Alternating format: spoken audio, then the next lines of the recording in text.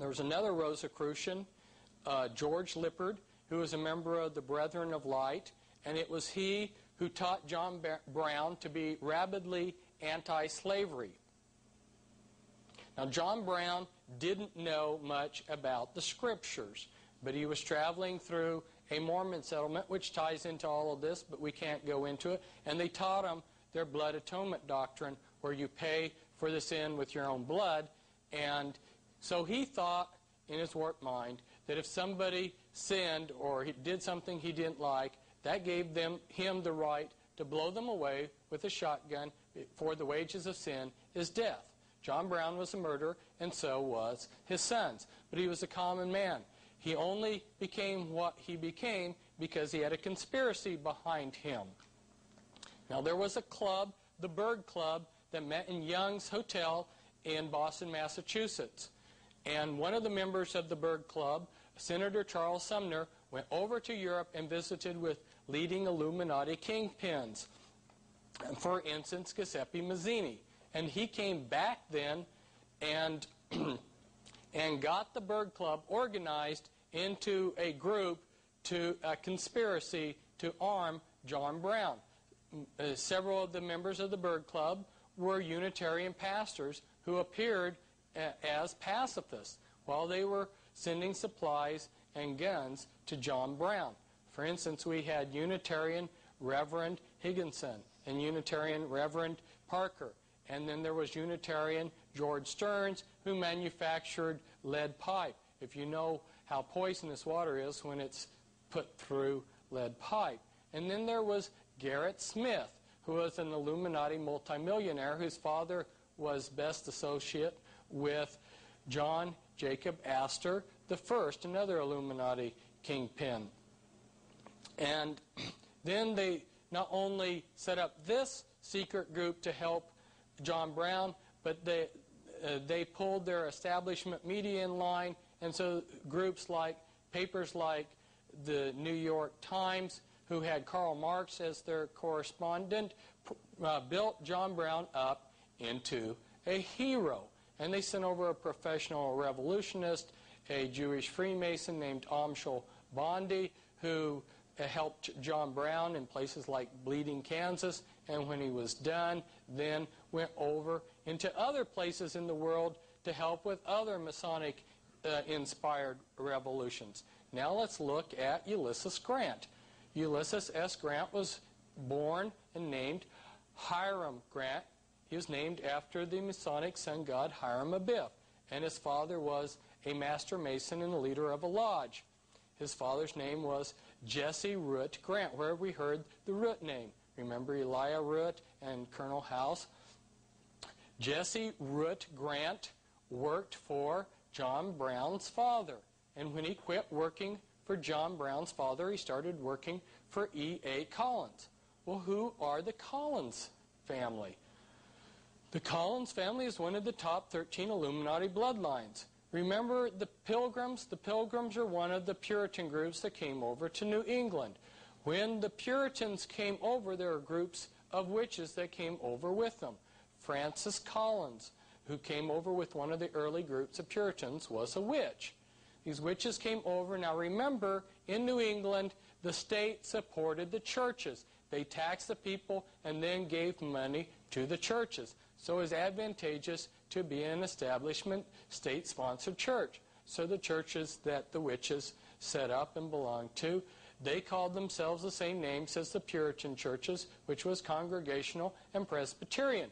But after the Civil War, around 1824, the state quit giving these churches money, and so it no longer was advantageous to continue the name, and so the witches created the Unitarian Church. Well, one of the Collins started the Unitarian Church, which in turn started Yale and Harvard. And there were Illuminati secret societies at Yale before they brought in the Order of the Skull and Bones. Now an example of a Unitarian minister who is also Illuminati is Karl Foland. He created their Bunte Jugend in Europe, and which was Illuminati front, which also operated behind another Illuminati front, the Swiss Bible Society. But when things got too hot, he came over to Harvard and taught as a Unitarian minister. There was another man that was active, noteworthy to note, James Anderson Collins. He was also busy working with Unitarians, Rosicrucians, Masons, and Socialists to create a civil war. Now, the Collins family in the 1700s branched into the Todd family, and they also branched into the Putnam families, and they also branched into the Grant family, which then branched into the Wheeler family. Now, to show you that there is a connection between the Civil War and the present time period, if we look at Grant was the top military man of his day, and then in the Civil War, and then during the Vietnam era, his descendant, General Earl Grant Wheeler, was head of the Joint Chiefs of Staff in the United States. Now, General Earl Grant Wheeler was a member of the Illuminati, and he was also a member of the Collins family via the Ulysses Grant bloodline. And General Earl Grant Wheeler had a brother named Ulysses Grant Wheeler, who had a son who was born on the day after the Illuminati High Climax ritual, and that son was named Leo Wheeler, and Leo Wheeler became a Grand Master in the Illuminati. Now, the Vietnam War was created by the Illuminati to create a drug culture in the United States. They moved the American boys over to a country where there was lots of easy access to lots of drugs, and got a lot of American boys hooked on drugs. But they also smuggled drugs into the United States, and the Army was in full cooperation, parts of it, with the Illuminati drug smuggling. And so while you had at the head of the Army, you had General Earl Grant Wheeler and his co-worker Satanists like McNamara helping smuggle drugs on the West Coast, then you had Illuminati Grandmaster Leo Wheeler coordinating the drug running. Now let's go back to General Grant. Ulysses Grant was, as a boy, a very unkempt, unpromising boy. He wasn't very intelligent, and nobody could think of anything for his future. He was unpromising, but his father had connections, so he got him an appointment to West Point. The town that General Grant came from, Georgetown, had a lot of political pull behind it. There were, at the outbreak of the Civil War, 4 generals in the Union Army from Georgetown and 1 colonel. And then in the volunteer units that Lincoln raised, there were 9 more generals from that little village of barely 1,000 people. And all in all, you had 20 leading Union officers from this little village. Now, General Grant himself, he entered the Union Army on April 23rd, 1861 as a private. And on August 7th, 1864, he was made Supreme Commander over all the Union forces. And that was antedated back to May 17th, 1864. So from April of 61 to May of 64, 3 years, he went from being a private to Commander-in-Chief of the entire Union Army.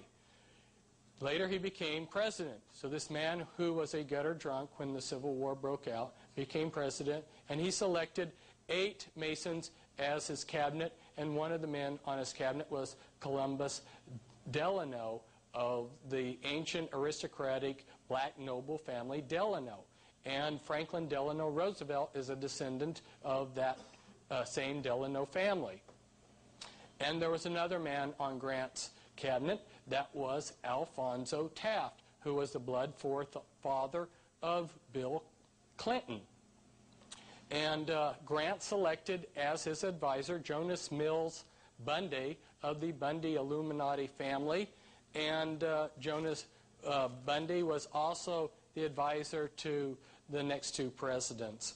And if we come forward in time, we'll see that McGeorge Bundy was the advisor of the President Kennedy and Johnson, And Harvey Bundy, also of the Bundy Illuminati family, was head over the Manhattan Project.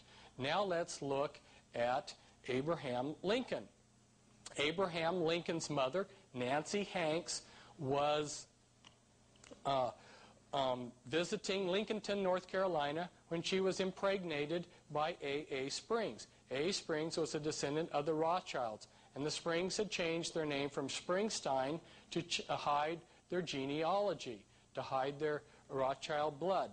Now, this man here, Leroy Springs, was Abraham Lincoln's half-brother, and he worked for Louis Cass Pasteur, who was one of the most powerful men in the United States of his time. His descendants are still very powerful and are still unknown. He was of the Merovingian dynasty, the 13th Illuminati bloodline. In fact, it was the Pasteur family that owned Jekyll Island, where they created the Federal Reserve. Now, Abraham Lincoln became the top Rosicrucian in the United States, and he was a member of the Order of the Lily, which uses the fleur-de-lis as its logo, which is the Merovingian logo. And he married a Todd. Remember, I told you that the Todd family was a branch from the Collins family. And she conducted rituals, seances, in the White House, which Lincoln sometimes participated in. And Abraham Lincoln, as president, selected as his attorney Bart Moore of the Beatty Illuminati family. And a descendant from that Beatty Illuminati family is Shirley MacLaine. Salmon P. Chase was made his Secretary of Treasury. Now, if you look on the $10,000 bill, the highest denomination, you'll see Salmon P. Chase's picture.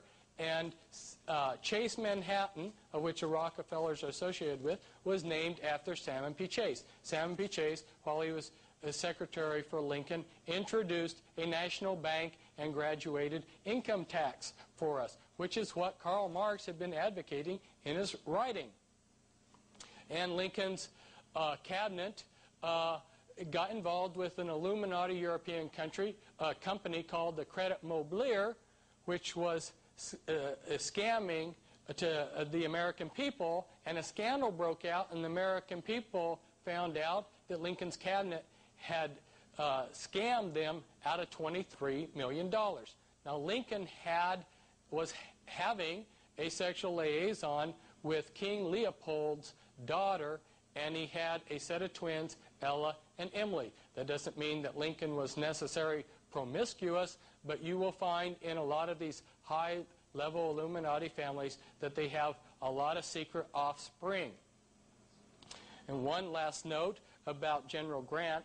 He was best of friends with the Chinese Lee family. General Lee of the Lee Chinese family was best of friends with General Grant, and then he in turn, General Lee, who was known as the Bismarck of the East, was best of friends with the German Illuminati Krupp family.